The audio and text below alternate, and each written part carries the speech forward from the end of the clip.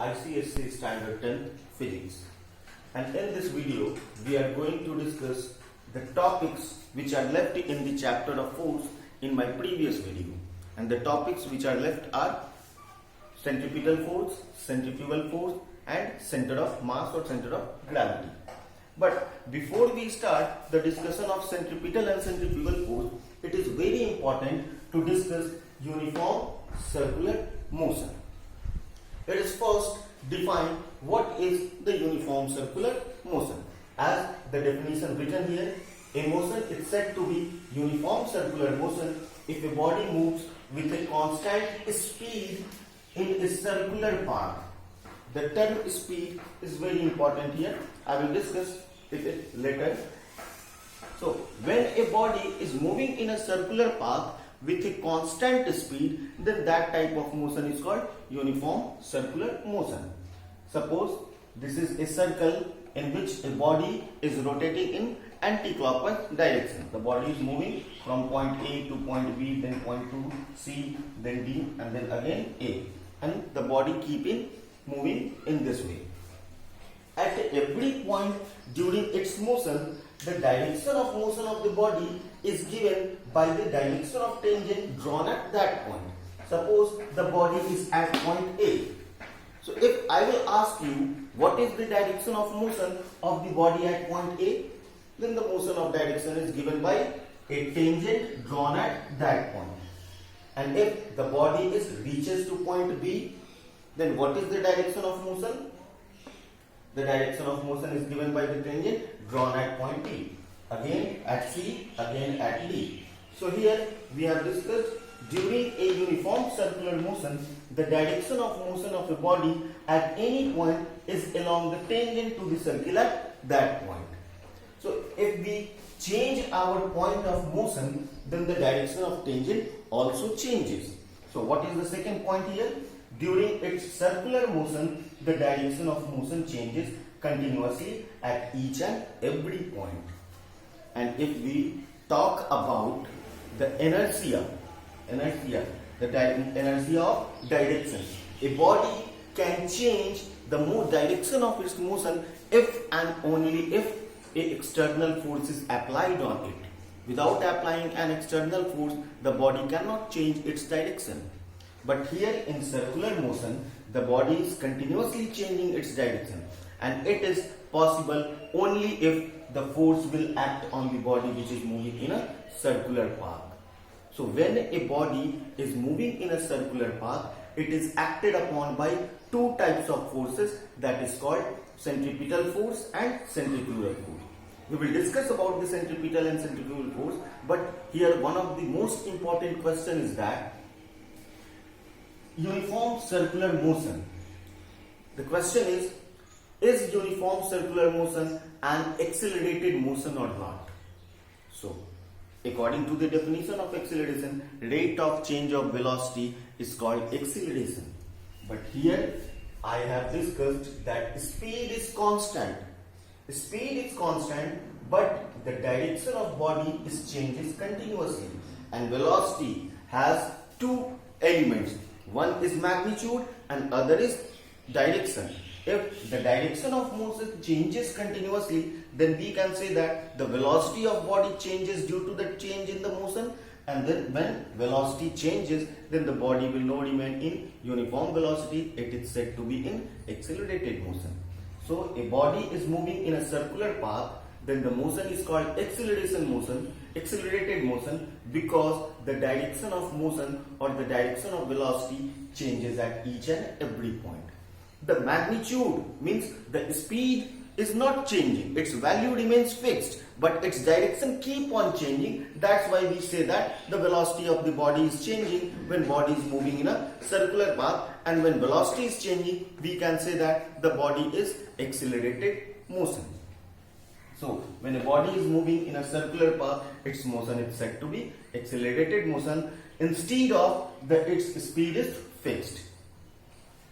So, let us talk about what are the two types of forces which is acting on a body which forces the body to change its direction of motion.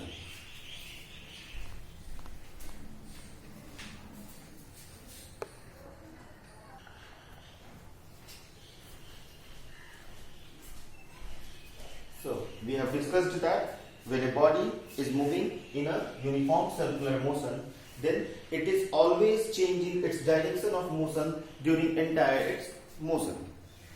But the direction of motion can only be changed by the application of force. So there must be a force which is acting on a body when body is moving in a circular path, and the two types of forces acting on a body during its circular motion are centripetal force and centrifugal force. Here I have written the definition of centripetal and centrifugal force. Let us read this. Centripetal force: when a body is moving in a circular path, then the force which is acting on the body towards the center is called centripetal force. When a body is moving in a circular path, then the force which is acting on the body away from the center is called centrifugal force. Let us understand these two definitions with the help of an example. Suppose we have a body which is moving in a circular path of a fixed radius. Here, this is the center of the circle, and here we have a body which is moving in anti-clockwise direction. The force which is acting on the body towards the center is called centripetal force. Centripetal force. And suppose if only this centripetal force is acting on the body, then the body should move towards the center, but body is not going towards the center. It is keep maintaining its circular motion. So in order to balance this centripetal force, there must be another force which is acting on the same body, which has same magnitude, but it is acting in opposite direction. So another force which is acting away from the center, and this force is called centrifugal force.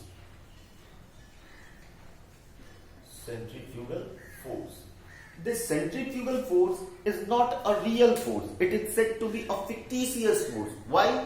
Because this centripetal force has got its existence only when a centripetal force starts acting. If there is no centripetal force, there is no existence of centrifugal force. That's why centrifugal force is called fictitious force.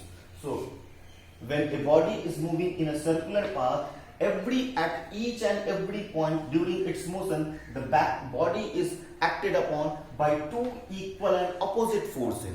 One force that is acting towards the center, which is called centripetal force, and one force which is acting away from the center, which is called centrifugal force.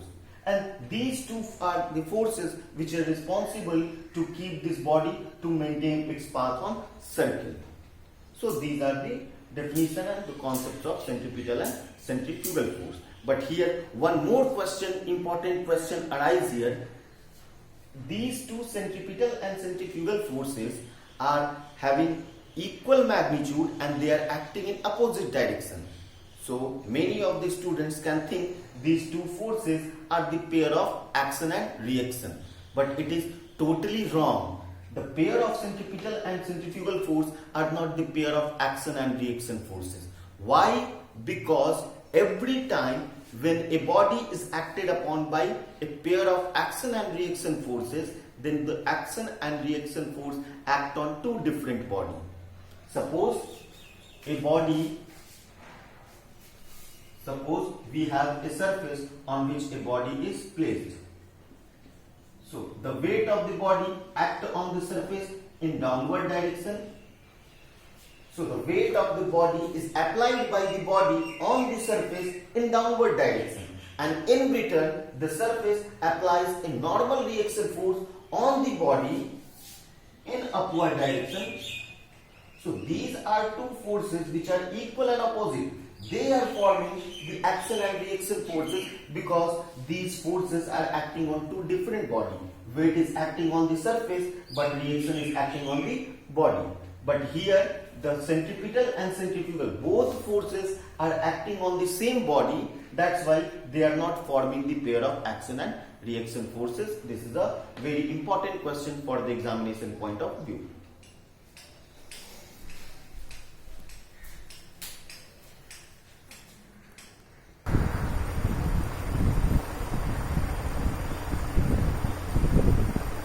let's discuss the center of gravity, which is also called the center of mass. And the center of gravity of a body is the point where the entire mass of the body is supposed to be concentrated. Suppose we have a body and we want to apply a force onto that body. Then the force is applied at a point which produces the same result as the force is applied on any other point. So center of the body is the point where the entire mass is concentrated. It's supposed to be concentrated. Now we have to find out for different dimension, for different shape and size of a body, where is the center of gravity of that body? What is the position of center of gravity of the body? So let us discuss what are the position of center of gravity of a body of regular shape and size. So I am giving you a list, I am writing the list of some standard dimensions of the body and its position of center of gravity.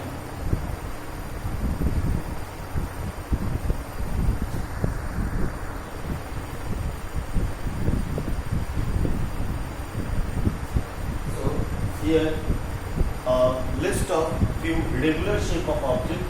Here I am writing the type of object or type of body, and here I am listing, here I am writing the position of center of gravity. Uniform rod means a rod having uniform thickness and uniform length all over it. The center of gravity lies at the middle point of the rod. Or a circle or ring, or a circle or ring. The center of gravity lies at its center. This means circular lamina, a CD compact disc. The center of gravity of a disc also lies at its center. Triangular lamina means for a triangular sheet, the center of gravity lies at its centroid. What is the centroid? The centroid is the point of intersection of its median. I am giving you the next table in which I am also describing the center of gravity of certain other objects also.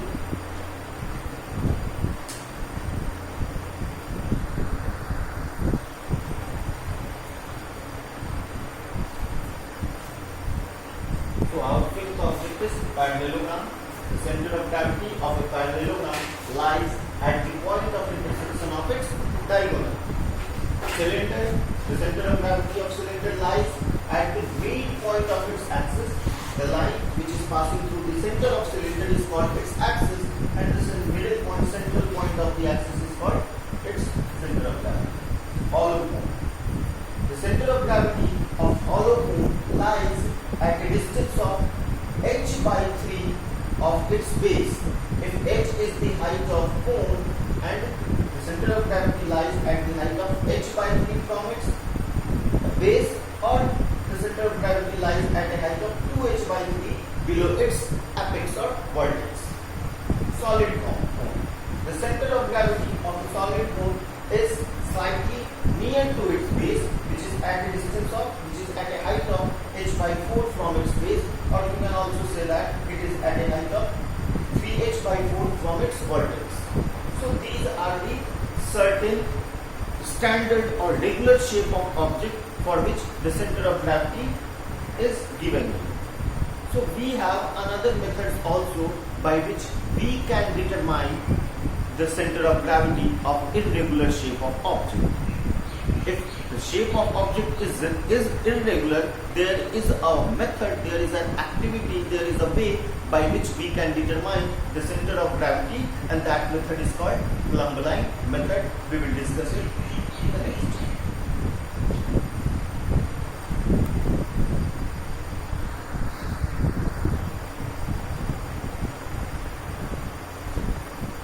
Now let's discuss the center of gravity of irregular shape of object, and the center of gravity of irregular shape of object is determined with the help of a plumb line method.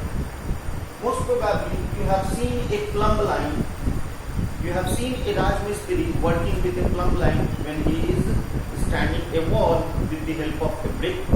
He has a certain type of string, and at the end of the string he has a conical iron object like this, and this is called the plumb line.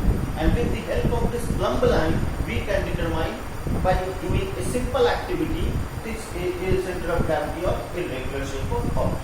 Suppose this is the irregular shape of object whose center of gravity is to be determined.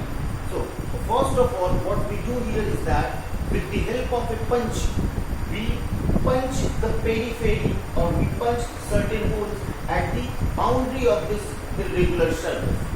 Here I have made certain punch 1, 2, 3, 4, 5, 6, 7, made some holes with the help of a punch, and with the help of a rigid support, one by one suspend this hole into the rigid support and suspend the plumb line and draw a line along the plumb line. Suppose this hole is hanged here, the plumb line will drawn like this. One by one we support this irregular shape with the help of these holes and we draw all the line along the plumb line. The point where all the drawn line intersect each other is the center of gravity of the irregular shape of object. So this method is a little bit activity method. By doing this kind of activity, we can determine the center of gravity of irregular shape of object. And this is the last topic of the chapter force. I think here chapter force is finished, and now you are able to solve each and every question from your exercise